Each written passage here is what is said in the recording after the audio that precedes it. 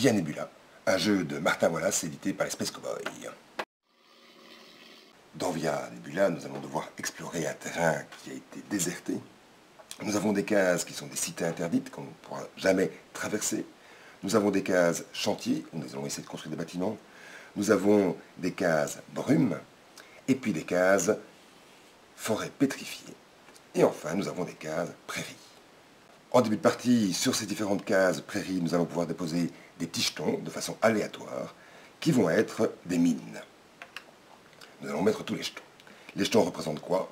Ils représentent une matière première, par exemple les briques, la nourriture symbolisée par le cochon, le bois, ou encore les céréales.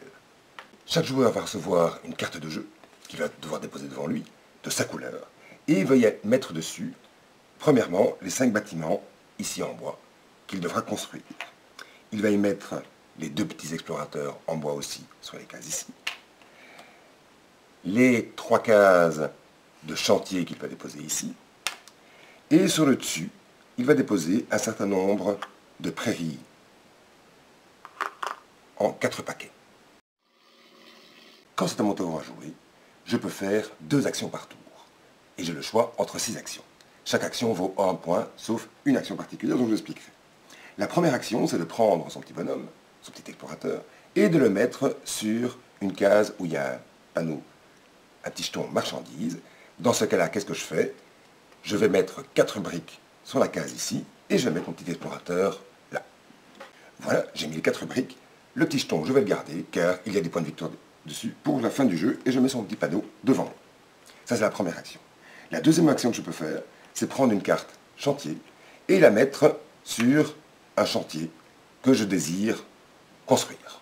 La troisième type d'action que je peux faire, c'est prendre une de mes cartes prairie et la déposer sur une des cartes brumes libres, à condition qu'elle soit adjacente à une pièce qui m'appartienne déjà, ou bien qu'elle soit adjacente à une prairie libre, comme celle-ci.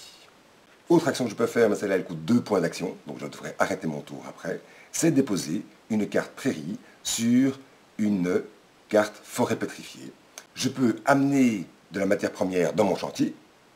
Pour ce faire, j'aurais dû d'abord faire en sorte qu'il y ait un chemin de prairie libre qui puisse prendre cette marchandise ici par exemple, et l'amener dans mon chantier.